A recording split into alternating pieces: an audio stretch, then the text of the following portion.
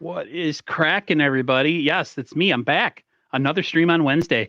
This is kind of Raj's me and his new kind of time slot. It just works better for both of us. It feels like I haven't talked to you in a long time because the game was Thursday, even though it's been our normal, we have a weekly show, but I haven't talked to you since, we went to 3-0.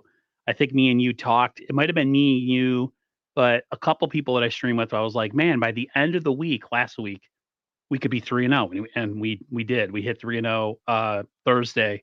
I haven't seen you since then. I know a lot of people want to probably look to the Cardinals, but I just wanted to get your fast. I call it the fast open on what you saw last Thursday. How are you feeling about the 49ers going into this week with the Cardinals? Feeling great, man. This team looks so well balanced. They haven't hit their peak. They're undefeated. They're scoring 30 points again. Another 30-point game.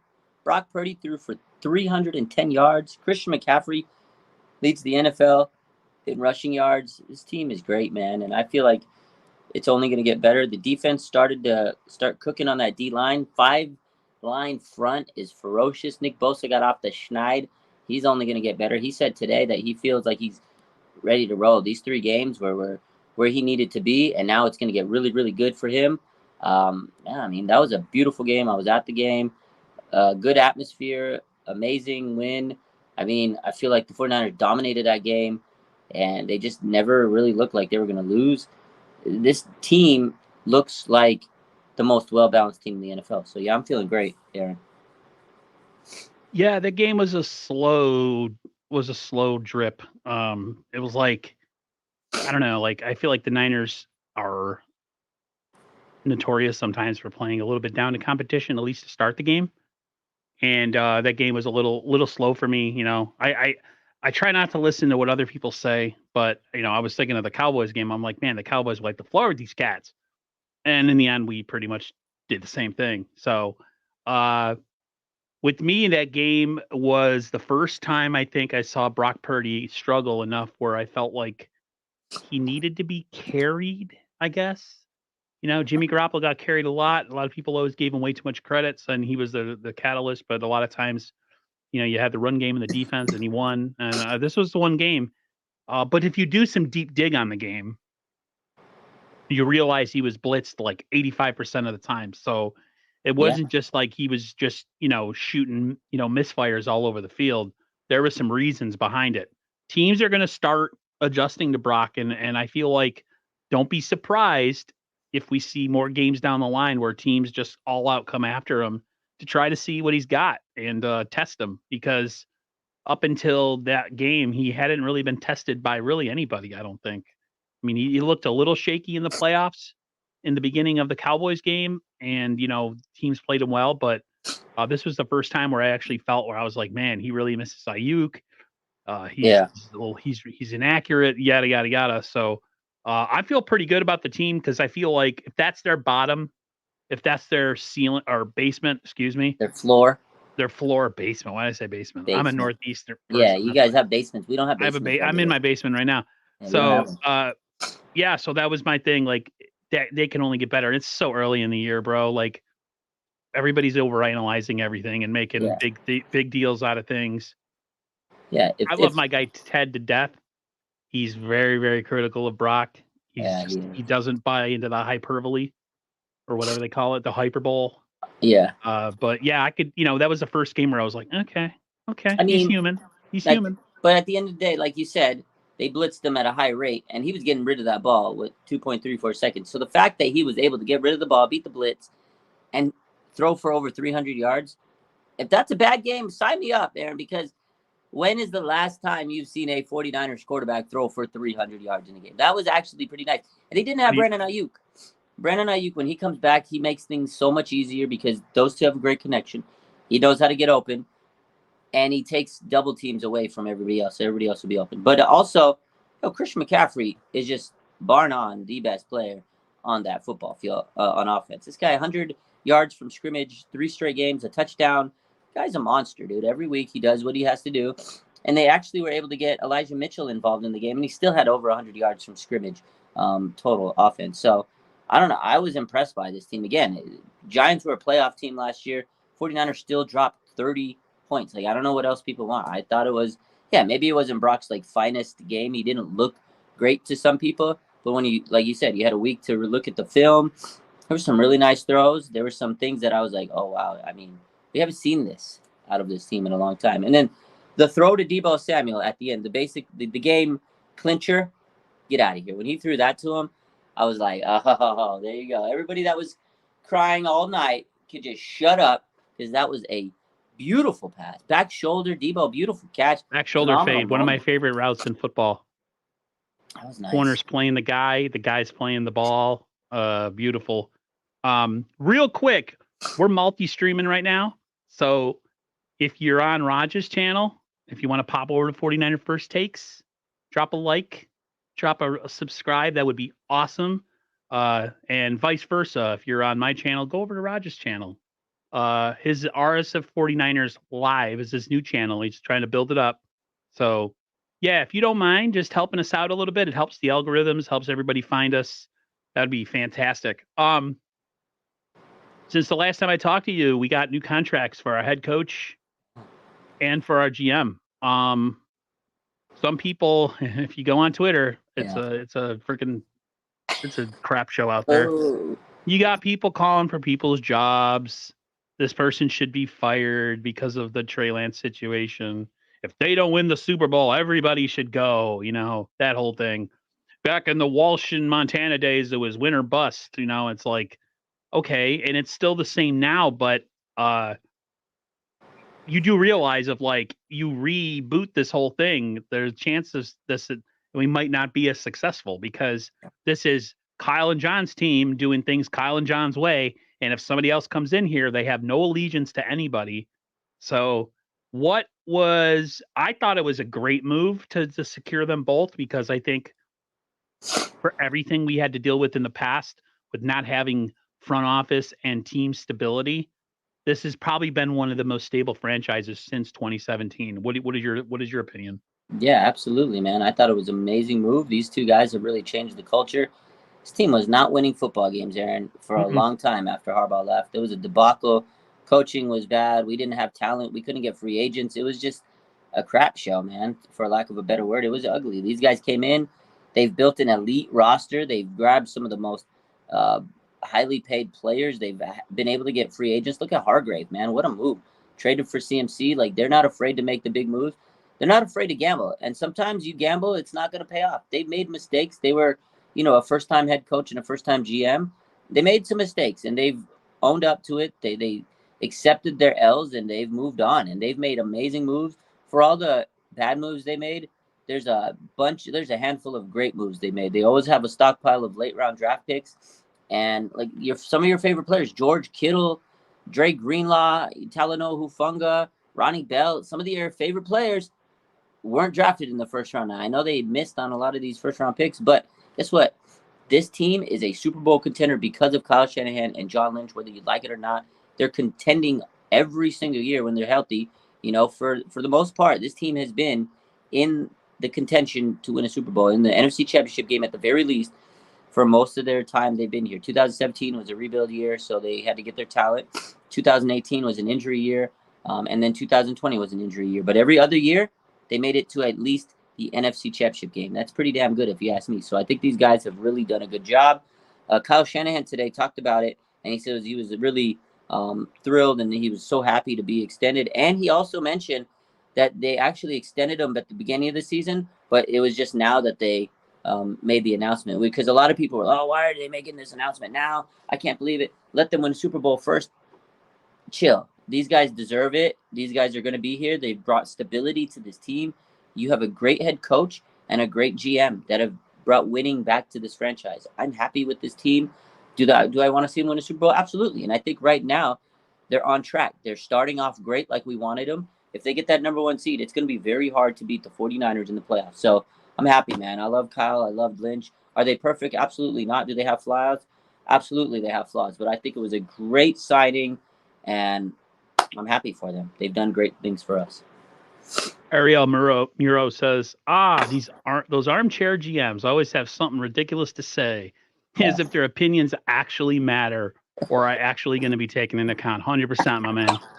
My biggest issue with people on Twitter is that they think if everything's going bad just for a little bit, you just fire everybody. They don't have any other option of who to go to, who's the coach, who's the GM. They just think, well, they haven't won a Super Bowl since they've been here, so we got to fire them.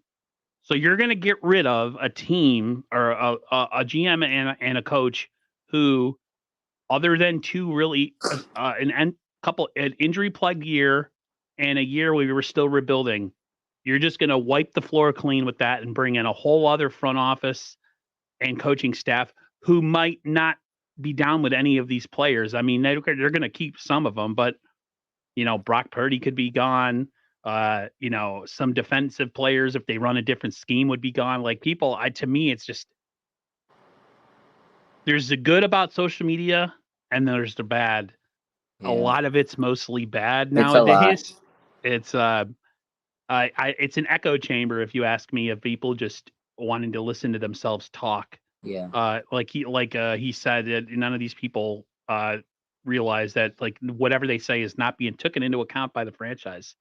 So they need to shut their yapper. Yeah, I thought it was a great move because I think it gets it out of the way. And if anything, maybe the players see it as a thing of like, oh man, if I continue to do well, this organization is going to reward me for my hard work and my dedication and my great play. So right now, as we speak on September 27th, 2023, all's pretty good in 49er land. Doesn't mean it's going to end good, but as of now, all's pretty good. We're 3-0, relatively healthy. I got some guys dinged up. We'll talk about that. But for the most part, we're on track as of now. Yeah, this team is, and another thing about Kyle and John is not only have they built a great roster, but they've laid a foundation for the entire NFL. Like, look at around the league. You look around the league, there's been a lot of coaches, coordinators that come from the 49ers. Like, look at Robert Saleh, right? He's a head coach. D'Amico Ryans, he got his first win this weekend. Mike McDaniel, team's dropping 70 points on people. All these guys came from the 49ers. There's a lot of great coaches, great people that, have been associated with John Lynch and Kyle Shanahan over the years, and they're around the league. So the 49ers, not only are they doing great for themselves, but the league is abundant with 49ers. Rand Carthon, the GM for the Titans, like there's talent all over the place, coaches, GMs, front office, players that are on other teams that have been on the 49ers. The 49ers, man, you got to give John and Kyle their flowers, man. Again, a lot of people want to disrespect them. There's going to be the people that'll fire them because they let their emotions get the best of them.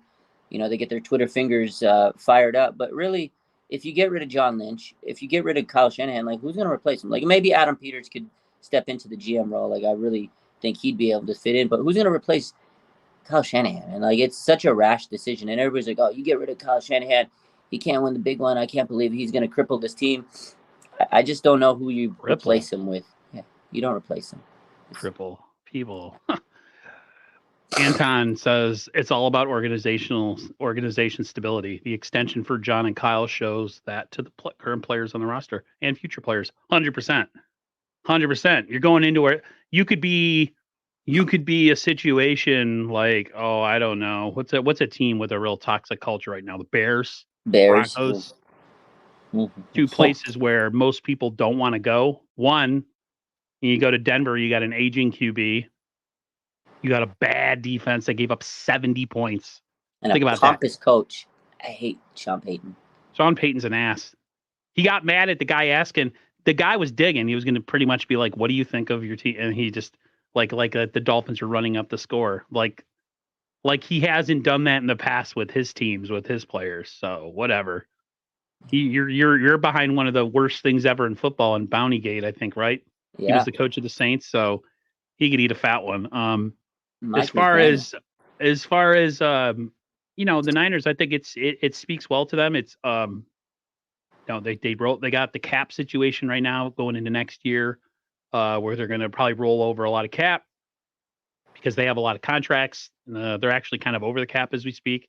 But John and Kyle, especially Kyle, didn't shy away from saying that they might, they could add somebody. If the Niners are winning at the midway point and they think that they have a weakness somewhere, so like edge, tackle, cornerback, they could make a move. Personally, if anything requires a first rounder, I wouldn't do it because I think you need that for an offensive tackle next year. You need to take that pick that you have in the late first, mix it up with a bunch of other picks, and get yourself into like the top 15 and go get a future right tackle to be left tackle soon. Like you gotta make that move next year. Yeah. If you blow your stack now and go sign Patrick Surtain, I think it would be awesome. But is Surtain going to put you over the top to win a Super Bowl? He might, Aaron. That's the thing, because here's the thing. Okay, and I was going to ask you this question because let's say Sean Payton, Petty King, Mr. Sean Payton, his team's having a fire sale, which it might happen, or some of these other teams. And real quick, before I get to this, I want to say Sean Payton last year, when he was an analyst, he said the Dolphins are going to bench Tua like he was ripping Tua. And Mike McDaniel, he benched him after he dropped all those points just to make a point to him. Yeah, we benched his ass against you, and we lit 70 points on the scoreboard because of Tua. Like, I loved Mike McDaniel for that. Like, this man threw got a little bit of that Kyle in him. Yeah, he had a little bit of that. He got that dog in him. Yo, Mike McDaniel got that dog in him. And then he had the foot on the throat. He could have pushed. Had 70 points. All they needed was a field goal.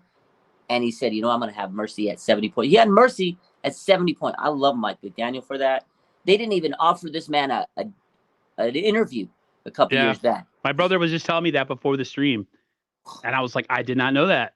That's another reason to put 70 fat ones on 70 on him. And he used to be the ball boy for the Broncos. But anyways, I digress. So going back to Patrick Surtain. So, Aaron, imagine you have an elite cornerback, Patrick Surtain, and you get Mooney Ward. That might put this team over the top. I love Deommodore Lenoir. You can move him to the slot. You'd have an elite secondary with an elite pass rush. What if that's the move that takes this team over the hump and they can get a Super Bowl? And you have to sacrifice the first round. You might not have your future left tackle. What if you get this one Super Bowl? I wouldn't do it. The only way I would sacrifice a first rounder is if I can get Brian Burns from Carolina. Okay.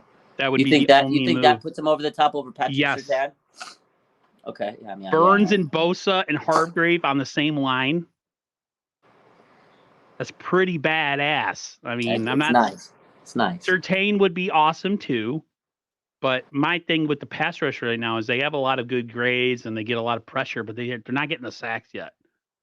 I want to see some more sack. Like Drake Jackson 2 weeks in a row, non-factor. He blew his stack in week 1. Everyone was like, woo, including myself. Yeah. And he's been pretty silent since then. So it's tough. It's cool that we're even having this conversation, which means that we're like happy and that the Niners have given themselves a shot. So it's always like, it's a positive conversation. It's not like we're selling at the deadline. Ariel says Bill Belichick and Andy Reid didn't win Super Bowls right away. It took them a minute. A lot of fans are super impatient and ungrateful, and they forget what the pre and post Harbaugh years were like. Absolutely. It's funny, Ariel, you say that. People will attack you for that line of thinking because they'll be like, I knew he was going to say that. Oh, well, you want to go back to the Harbaugh years? That's the only argument. But it really is like, do you really want to go back to that time? He said the pre-Harbaugh. Post Harbaugh was bad. Post Harbaugh was bad. Pre Harbaugh was worse. What was what, bro? Mike Singletary years, the dude Nolan dropping years, his pants and mooning his players. Like, what are you Dennis doing? Erickson. Oh my God, Mike Nolan. Mike Nolan. When Dennis Erickson was the coach, I was done. I was like, get this old man off of this team, please. We got rid of all our talent. I remember too. They had no talent. They had no talent. Alex Smith came in. When they drafted him, he was set up for failure from the jump. That was People ask how Aaron Rodgers would have done. I think Aaron Rodgers would have struggled too. I agree. I mean, he's a Hall of Fame. He's going to be a Hall of Famer, no doubt in my mind. You could hate him, love him, despise him, want to make babies with him, whatever. Like, he's a really damn good QB. But even he in that situation, they had nobody. They had Frank Gore. That was pretty much it. Yeah. Frank Gore came in the same year as Alex Smith, right? Like he was like a third or fourth or third round pick. They had Arnaz Battle. That was their wide receiver one. Arnaz Battle. You remember that guy? I thought he was going to be a dog, though. I remember playing Madden back in those days, and I was just like, okay, you know what I'm going to do? I'm going to simulate the season, and I'm going to take all my cap money and build myself a Super Bowl champion. And every year, I'd buy Madden the next year, and the Niners would suck ass again, and I'd be like, okay, this is what I'm going to do. I'm going to simulate my season. It was every year. Yeah. Now it's like we're so good. I don't need to. Hell, you could just win it with the team they have now. Yeah. Right, and they're highly rated and everything. Question for you. Is the Arizona Cardinals game a trap game? Because Dallas is looming another week down the road, and I know a little bit of whatever has come off of the Rose because of the loss to the Cardinals. But I feel like if there's any team that we can't sleep on, it is the Cardinals because they're a division rival. They got a quarterback that can move, and they have a running back that in the past has hurt us. So that being said, are the Niners going to, go into this game and kind of overlook these guys? Or do you think Kyle's already talked about it, probably already presented it to them, and they're going to go in this game and smack these dudes around like they should? I think this team is super focused this year, like none other. Like I know they're always focused, but just a different atmosphere, a little different vibe, if you will. I don't think they're going to be looking ahead. I don't think they're going to be looking towards Dallas. I don't think they're going to sleep. I think they know these division games are tough. The Cardinals, no matter the record, they always come and play this team tough. Like Colt McCoy's beaten the 49ers before as the Cardinals quarterback. So I know the Niners are going to take this serious. I think because the fact that they were able to get their mini bye week in and they got to see Dallas beat the Cardinals, I think that really made them say, oh, okay, we cannot fall victim to the Cardinals like the Cowboys did. I think that really was good for the 49ers to have this extra time off to see Cardinals beat the Cowboys. So and Fred Warner talked about it in his podcast this weekend. He mentioned that. He goes, yeah, we were impressed by the Cardinals. Like, hey, we can't take any opponent lightly. I think the Niners know that, and they know this is actually every week is a big game. And I think now they realize that this season they have to get that number one seed, and every game matters. Every game is important. It's a week by week situation. You could kind of sense that in their locker room speeches. Like that's what they say every week. They say, hey, 1 week down, let's focus on the next week. Like they're not. I just don't feel like this team is looking ahead. Like in the past, sometimes you could tell, like they're looking ahead sometimes, but I don't think they're going to overlook the Cardinals. I don't think they're going to sleep on Arizona. I get a really weird vibe from this team that they're, like you said, they're super focused. Yeah, they super just focused, don't think. Yeah. I mean, they've experienced heartache, a lot of heartache. They lost the Super Bowl. They've lost 2 conference championship games. Yeah. Last year's that conference. Every time I watch that highlight and Fred Warner goes, "What happened to Purdy?" I was like, it hurts. Yeah, because we were done. It was over. It was done. Finished. Dunsky. It was Dunsky. And the one thing about the Niners this year is it's that focus, but I think it's because the last couple of years they've started so slow, and they've had to go on an insane run. They had to go on an insanity run to finish out the season 2 years in. By the time the playoffs comes there, and they are I'm exhausted. I can imagine them. I travel to these playoff games. I went to Dallas, LA. I've been traveling with the Niners going to these games, and I'm tired from that. I can imagine them. So I think they know how important it is to get that home field advantage this year. They don't want to go on that, oh my God, we're 3-5. Oh my God, we're 3-6, and then go and win 10 straight games to make the playoffs. Like they don't want to do that. It's interesting you say that, because to me, this is what the Niners need to do. Win as many games as you can, then you get a bye. You don't want to lose. You get to rest all your boo-boos. Yes. And then you get 2 home games in your crib with your fans. And I don't know, man. Last time we were in our crib for the whole playoffs, we got to the Super Bowl. Yep, that's true. I think the Niners, we have a long season to go. Anything can happen. Injuries, you never whatever know. You want to say. But this, they were like, listen, we got to come out. We got to beat teams that were better than, and we got to go 500 against teams that are as good as us. Like pretty much you win your division. Yeah. 6 wins. And then you go almost maybe a little bit more than halfy with the rest of your schedule. I thought the Niners. I picked the Niners to go 13-4 this year, I did too. regular season. I think they dropped maybe a game to say like the Ravens or the Bengals or something like that. The Niners are going to lose a game or two this year. It's not the end of the world. Yeah. The thing they got to do is take care of that division and be good in their conference. Like, Yeah. take care of your conference stuff and your division stuff. They need the number 1 seed. I would love to get a rematch with the Eagles and have them come in here and we freaking bitch slap them. Come to in our Levi's. house. Come to Yeah. Levi's. I don't want to go to Philly. Listen, that's absolutely true. They need to come here. Plus, so the their Niners fans can are be- garbage. So Such dude. Listen, I would have been in prison because if I got hit with a battery or something in the head at a game, I'm gonna punch you in the face. Like, it's going to happen, and I'm gonna get killed because there's gonna be like one guy fighting like 70 or 100,000 or whatever. How many people are in that stadium? So yeah. I can't believe people actually went to that game and put up with that trash. Like, players' wives were dealing with it. Like, you scumbags. But they've always been scumbags. They were cheering Michael Irvin when he almost got paralyzed. So Yeah, that's all you they're need to know bad, about man. the Eagle people. Philly in general, like sports fans in Philly are built different, man. I remember when I used to watch baseball, a guy, I think it was it JD Drew? He was the outfielder. I think he was on the Phillies for a minute, and then he went to the Cardinals, and he came back to play Philly. They were throwing batteries at this guy. I was like, holy smokes! It was a different mentality that they were throwing.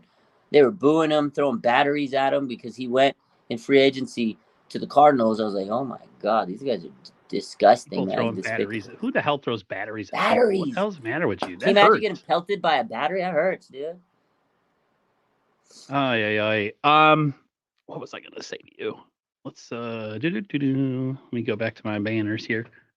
One thing that I was shocked and also not shocked with at the same time was just how different this offense played without Brandon Ayuk last week. Brandon Ayuk is a pure ass route runner. Love Debo to death. I really do. But like, he's just not. He's not the type of guy that you throw a ball to when he's covered. Like, there was that slant that Purdy tried to throw and it was knocked away, and it was just like he doesn't get that separation, say like Ayuk does. You can make the comment that Purdy's only good because of his playmakers, and now you saw why that's the case was with Ayuk being out of the lineup last week. I can see a little bit of that. Like, okay, maybe he has got a really good cast of guys around him, but what are you going to do about it? You're going to not oh, screw it. Let's get rid of them all. No, I don't care. Like, whatever it takes. Right. How is important? Because it seems like from what people are saying, he's going to be back this week. How important is to get him back and get him back on the field? Brandon Ayuk's extremely important. We all know he's locked in to have a big season. He's on a contract year. His separation, route running, his hands, they're incredible. I think also he just has a good timing with Brock. I think their chemistry's really solid. I'm not saying that he doesn't have good chemistry with everybody else, but I feel like his chemistry with Brandon Ayuk is a little better than some of the other guys. And you can see in the red zone, Brandon Ayuk attracts so much attention. He's like a magnet for the secondary because he's able to get open so fast that when he's not there, he doesn't draw the double teams. And it was easier for the secondary on the defense to cover the 49ers. So I think he's extremely important. But I will say this, Brandon Ayuk, as much as a route runner he is, we all know he's the more complete wide receiver than Debo. But, Debo he ran some nice routes on that game against the Giants. Like, yeah, he wasn't perfect, but Debo, he's back to his 2021 self. He had himself a game. He ran some nice routes. That touchdown pass he had, that corner route, bro, he routed that secondary. So, end of the day, yeah, Ayuk's the more polished receiver, but Debo's a dog. He does it in a different way. He's going to bloody your lip. Shout out to Ronnie Bell. He stepped up. Those young guys making the opportunities count. He made the most of his op. I think we talked about Ronnie Bell possibly stepping in and having to do something, and he did. He did. He sure did, man. He made me proud. But I will say, as good as those guys are, they definitely need Brandon Ayuk because you can see his presence was missing, especially in that red zone, because the 49ers could have dropped 40, 50 points in that game if they wanted to, but they just weren't sharp in that red zone. And then Jake Moody had to bail him and get those field goals. But shout out to Jake Moody too for knocking them down. Yeah, let's talk about that real quick. We'll go back to Ayuk and stuff. Moody, sure. How I was worried. You were worried. I mean, I think you were a little more positive than me. You're like, Aaron, he'll figure it out. He's Yeah. gonna figure it out. I was just like, I don't know, man. I think he might have lost it. I'm a New Yorker guy, so like I give up on people really fast. That's just how it works. Okay. Same thing with women. Like if they don't give me the right vibe, I'm like, next.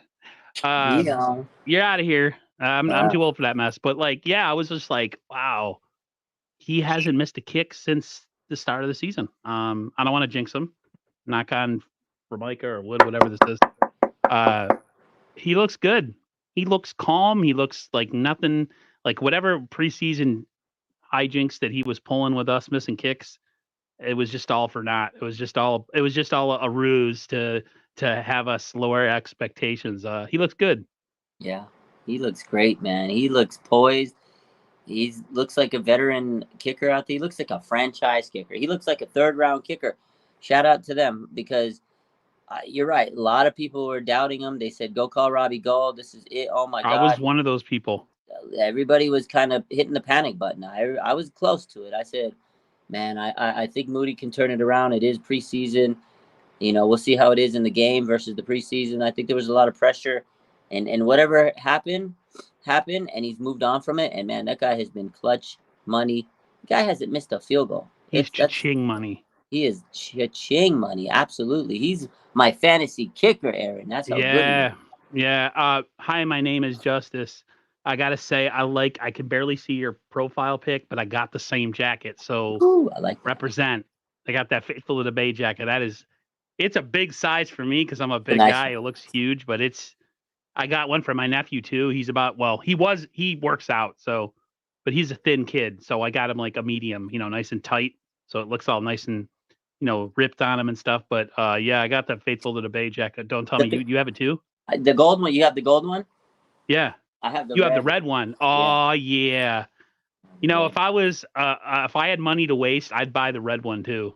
Nice.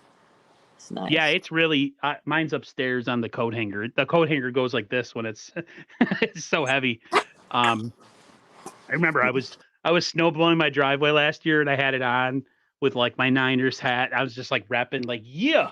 I love this jacket. It's a nice jacket. It's so beautiful. If I go to a Niners game and it's cold, I'm bringing that. Yeah, it's a nice one. Where are the Moody haters at? I was one of them, Justice. I wasn't a hater. I was just like, really? We spent all that on this guy and he's Dookie cheese, and then like he shut me up, and I'm glad. I'm all about wanting to get shut up by players. I might be super like whiny and like impatient and stuff, but I'm one of those people like, prove me wrong. I want you to prove me wrong. Please prove me wrong. So yeah. I fired up. I love how he comes in here and says the same thing all the time. Better score over 30 because we got Brock Purdy. Yeah. I love it. I like the hoodie Aaron got on. Where from? I forget where I got it from. That hoodie is nice. Yeah, it's nice. It was like some off-brand website. They had to make it. The only problem it has, so I have the sleeves, even for me, and I'm a pretty large guy, the sleeves are gappy on the end. So what I do is I fold them and then I just roll them up like this. Okay. But yeah, it's pretty, literally beautiful. Yeah. And it matches my hat. And no, it's not mustard. It's just the camera light. I have the ring light, so it makes everything look like really mustardy. Yeah. Like I appreciate that. I spend way too much stuff too much money on Niners stuff. I was telling my other stream. Right. I was telling my other stream, I'm a big nerd, right? So if I could, I would have like a life-size standing Darth Vader in the background. Ooh. I would have a life-size Optimus, well, not life-size, but like an Optimus Prime, a big Superman outfit with the, with the arms like that. Like I'm a huge nerd, like comic book, movies, Star Wars and stuff. But all my real love and all my money goes to these guys. So that's just what it is. Same. I appreciate it. Thank you. Thank you. Thank you. Thank you. Thank you. Thank you. Thank you. Thank you. And his jacket's nice too. Rogers, that's pretty. Yeah, that red one's nice. I love it. It's too hot to wear it, but I had to throw it on. I don't know if you saw that. There was a picture that they posted of Brandon Ayuk, bro, with just his like undershirt before the game. Yo, that dude is yoked. I know. He's huge. He's yoked, I don't bro. usually ooh and ah over dudes. Okay, I'm a heterosexual. I love women, but I was just like, my mouth hit the floor. Yo, his arms were like, they look like Nick Bosa's arms. Yeah, He is. he's been working these last couple years, and that's the thing. It's not only that he's got the route running and the hands, and you can tell he's really sculpted his body over these last years. He's got grown ass man strength. Like he has been working on making sure he's got the body of a top flight receiver. That's why he's able to rip the ball out of people's head. Like that touchdown he had in week 1 against Peterson, where it was a jump ball kind of thing, and he just snatched it out the hands because he is strong. And I make updates, and sometimes I'm looking for pictures when there's a Brandon Ayuk update, and I've seen it, man. There's been pictures where I'm like, "Whoa, this dude, where did he get the Because he had muscles?" like bird arms when he came into the league. Yeah, because I have old pictures when he was first in the league, and now I look at the pictures now. I'm like, bro, this guy got jacked. I remember last year on one of the locker room speeches at the end, Ayuk comes in, he's got his jersey off, he's under with the undershirt. I was like, whoa, this dude was ripped. That's when you realize you're like, this guy has been in the NFL workout room day in and day out since he came into the league. Yeah. He definitely has some tig old biddies, man. For sure. This is, man, I like you, Ariel. You speak my language. He says this team also feels different because Brock is at the helm 100%. Out of all the QBs that Kyle's had, Purdy is the only one that earned Kyle's trust, executes the playbook beautifully. All you have to do, Ariel, is look at the drive before the half against the Rams on the road. He trusted him. They took that ball down the field, scored.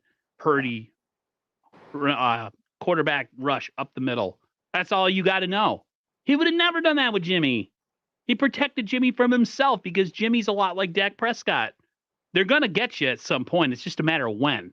It's going to either be early in the game or late in the game. And with Dak, Dak is a very, very physically talented player, but he's like Jimmy. It's just like, it's going to happen at some point. They like mental midgets. They freeze. The moment becomes too big. Yeah. As bad as Purdy was playing last week, and a lot of it had to do with the defense, but he was also off.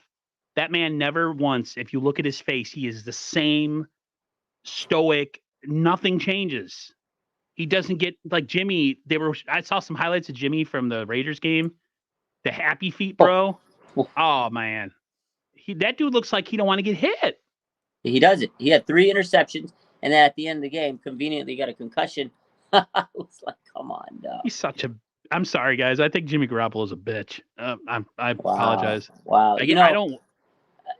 At the end of the day, you're right. Brock Purdy, man, is just so calm, cool, collected. And what Ariel said is so true. Kyle trusts this man. Like you could just see how much he loves this young man. He trusts this guy. Like he's his guy. It's his guy. And it's back to what we said months ago when they named him the starter in the offseason. Kyle hasn't done that since this regime has been in place. He finally has his guy. He's comfortable. Got rid of Trey because they respected and they trusted this guy.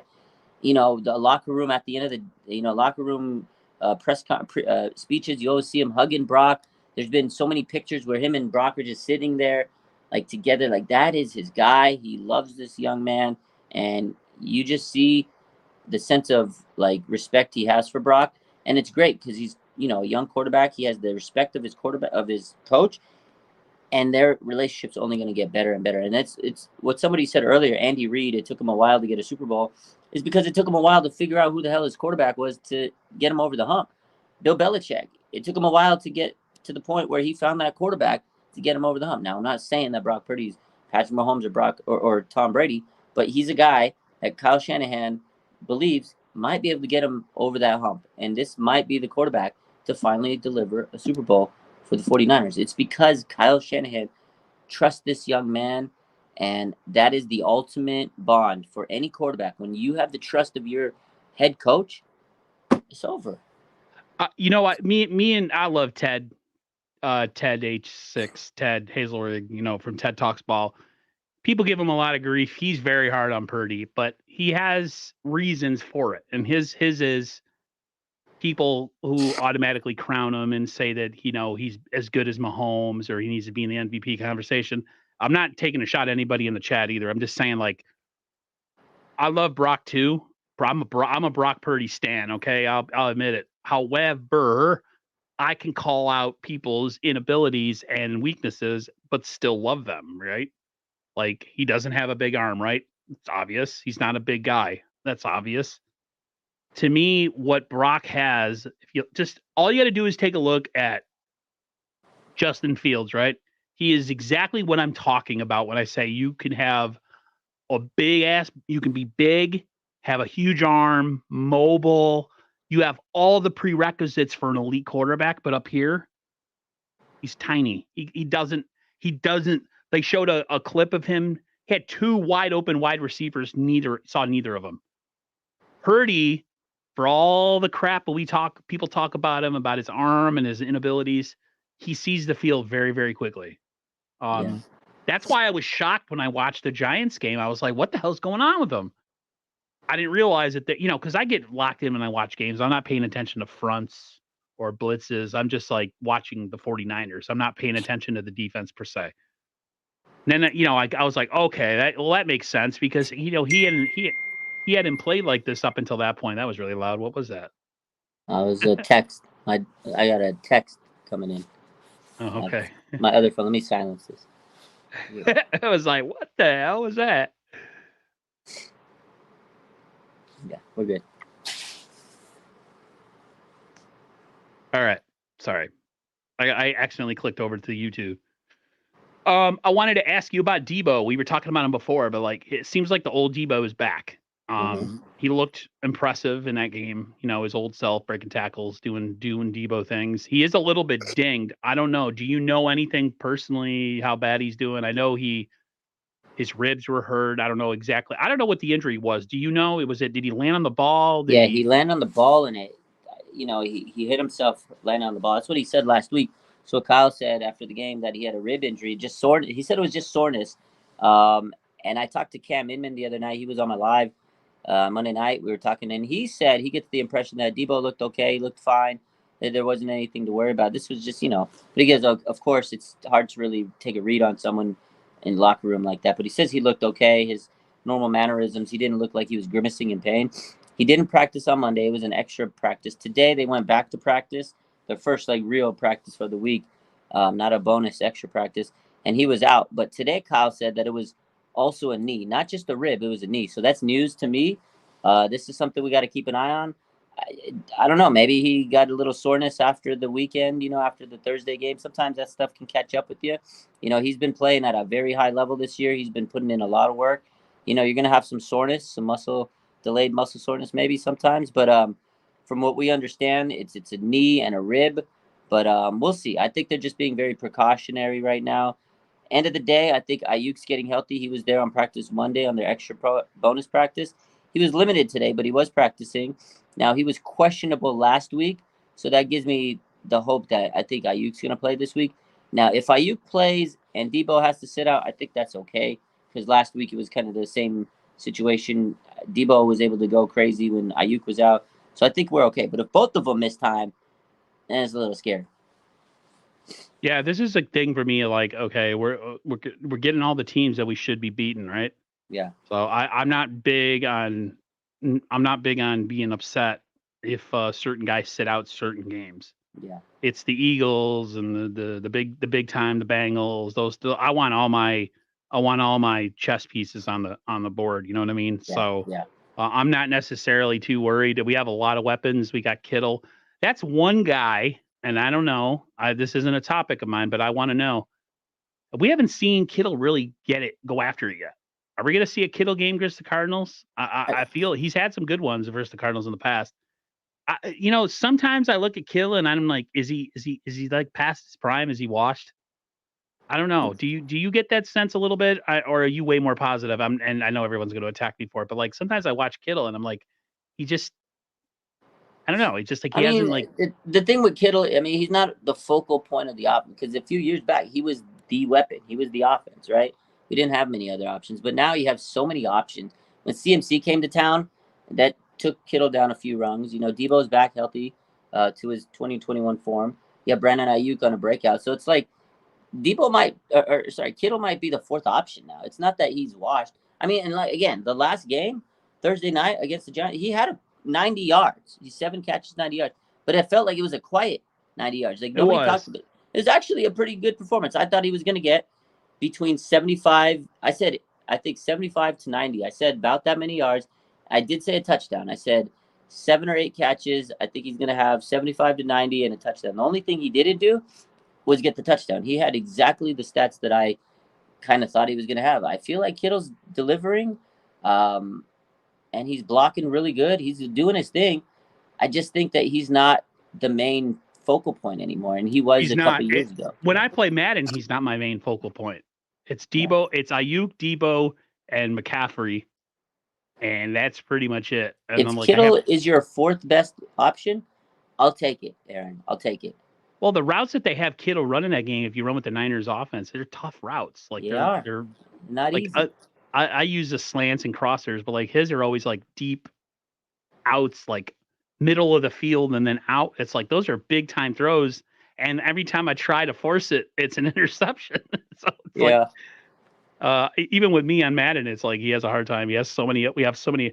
Hey, listen, my thing with the Niners is like I told you before, like I don't really I'm not scared if anybody misses time right now. I'm more or less, if we could just keep reeling off wins and get big leads early, I don't care. I'm not the Dolphins. We don't need to score 70 points. 35 is enough for me. You know what I mean? So if people need to come out and get a rest, I'll be all right with it.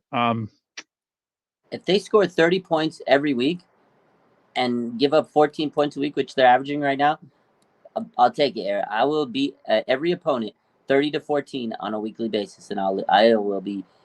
I think we could compete with the Chiefs if we score 30 points a week. 30 points. I agree, because there was times we'd be watching these games, Aaron. I was pulling my hair for them to score 20, maybe sometimes 17. I was like, just get me 17 to 20 points, and I'll be a happy guy with this defense.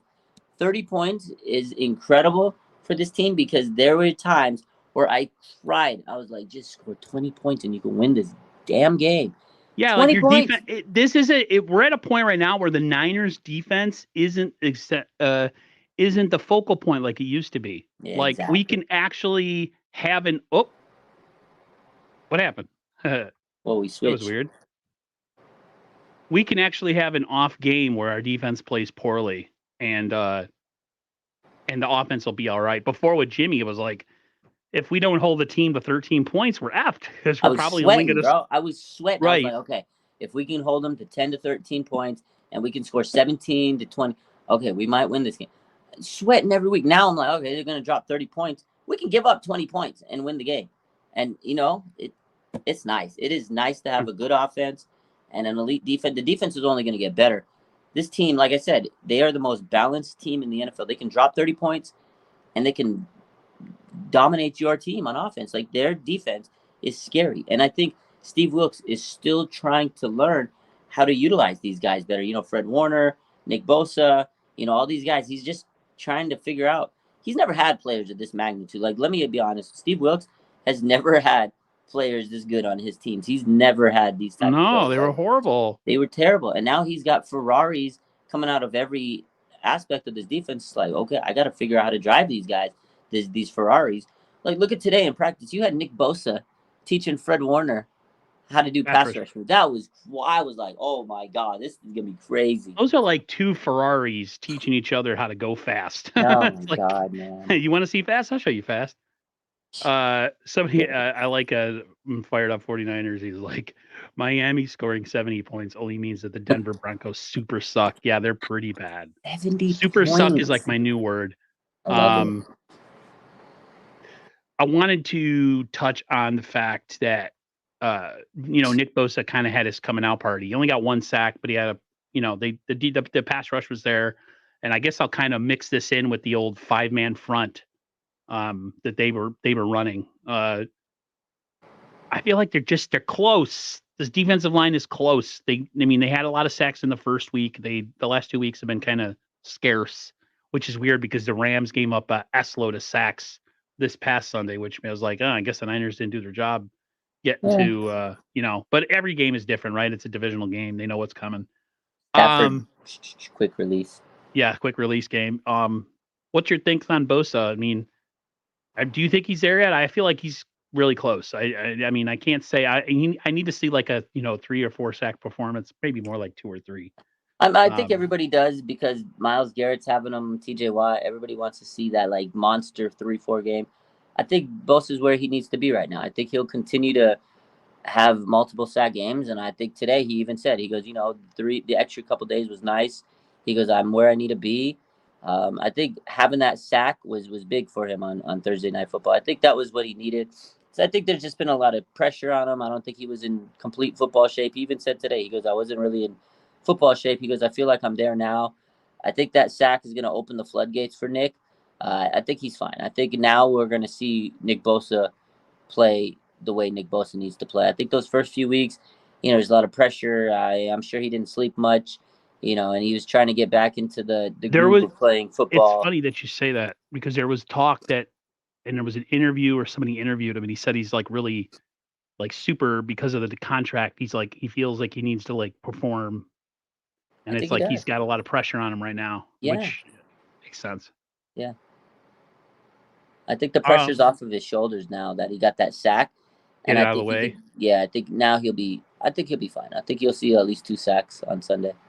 That would be fantastic. Your thoughts on Ronnie Bell? How he looked in Thursday's game? I was very, very pleasantly surprised. Like you said, the Niners left a lot on the field. Me and you were speaking the Ronnie Bell praises. Yeah. Before the season started, I'm a big Ronnie Bell guy. I might have went a little too far saying, we could always we can move on from so and so. If Ronnie Bell, I still don't want to move on from either Deebo or Ayuk, to be honest with you. But Ronnie Bell, if he becomes more than what he is, I mean, it could be a thought. But how did you feel about him? Loved the guy. I loved him in college. I followed him. Watched a lot of Michigan, so I knew he was a hard worker, blue collar type guy, type of guy that I feel Kyle Shanahan would love, and that's exactly what he is. He does everything you need him to do. He'll go run the routes. He'll go and block for you. That's what Kyle loves. When he gets an opportunity, he's going to make the most of it. He's very physical. He has the ability to get the yards after the catch.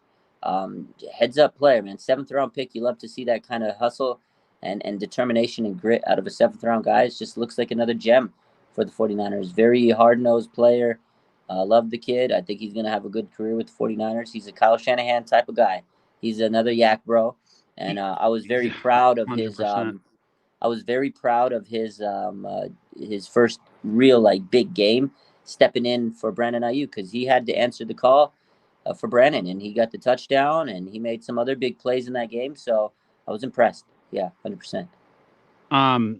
Boogie made a good point about Kinlaw playing great. Hey, I'm not a Kinlaw guy. I'm not a big fan of him, play wise or personality wise, but yeah, dude's been stepping up. I don't know if it's because he's in a contract year or he just feels healthy or it's a mix of both. But yeah, Kinlaw's been playing great. It's just I hope we don't blow this out so early in the season. I want to see this in November, December, January. Zach says the Bosa sack was not as impressive because it was due to him being unblocked. Hey man, every once in a while, the NFL sack record was based off of a fake sack, so it is what it is. Favre allowed himself to be sacked so Strahan could get the record, so it is what it is. How am I feeling about Demo? I think Demo's playing the best corner on this team right now, to be honest with you. You agree? Demo, man, if you guys know me, I love Deommodore Lenoir. I like the guy. Cool dude. We talk a lot. Very sociable guy. He's always talking on social media. I love when he posted a couple weeks ago. Everybody deleting their tweets and comments, but he goes, "Y'all need to stop." I loved all the comments to make you guys look stupid. I love Deommodore Lenoir. He's a fun player, man. He's young. He's getting better. People expect him to be perfect. Cornerback's a tough position. Even Sauce Gardner's out there getting cooked a few times here and there, but he's still one of the best. Deion early in his career was getting toasted by Jerry Rice in Montana, so it happens. I like Lenoir, man. He steps up when he needs to. He's made some big plays for the 49ers over the last year, bro. Playoff Demo was another level. He's already got some picks early on this season. I think he's been solid, man. People just like to pick on him for whatever reason. He makes a few mistakes. He's young. He's been a very solid cornerback for the 49ers. I like him, man. I like Demo. I'm a Demo guy. Me too. very much. I wasn't always, but I've become. Two more things, and then we'll get out of here. The penalties, man. Yeah. We've got to take care of these penalties. Oh, If yeah. there's one thing I can't stand is, or one thing that I think stops a good team from being a great team is being undisciplined. I just think the Niners need to figure out a way. I don't know how you do it, but what's your thought? What's your thought on the penalties, man? Because Yeah. they piss me off. Yeah, so going back to Diablo Lenore, I feel like some of his issues have been the ticky-tack, those penalties. The 49ers last year, though, they opened up the gates with a lot of penalties. I remember they came out and they were a very undisciplined team. I just think over time, things will kind of settle down. Offensive line has made some big mistakes offensively. I feel like Spencer Burford's made some mistakes. Like Drake Greenlaw, that's just the way he plays. I know people are like, he's got to chill. He's just I was mad, but at the same time, I loved it. I'm sorry. he's a physical, like that's just his game. I feel like the refs know that, and he's kind of got a bad rep on him. So He's like Dennis Rodman back in he's the gonna day. get called for that stuff. But Yep. he's just a heady type of guy. He's like a Draymond Green type guy.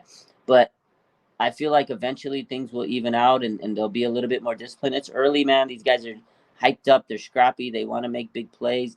I'm not too worried about it because they're winning games.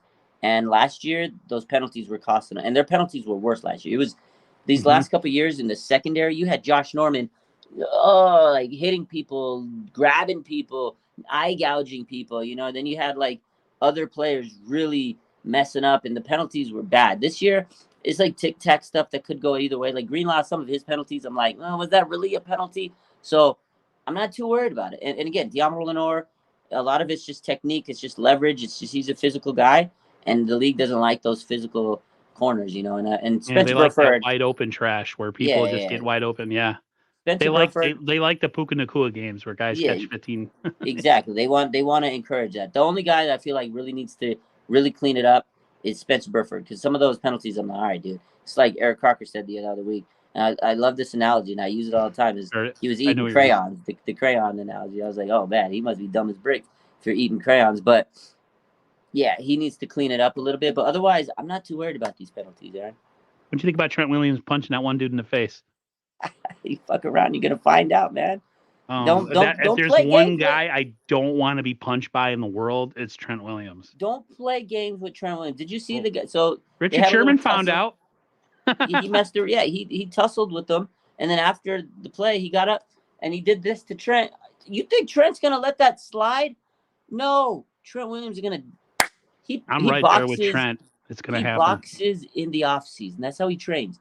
You really want to mess around with Trent Williams? Oh my god. That was the hardest rabbit punch I've ever seen in my life.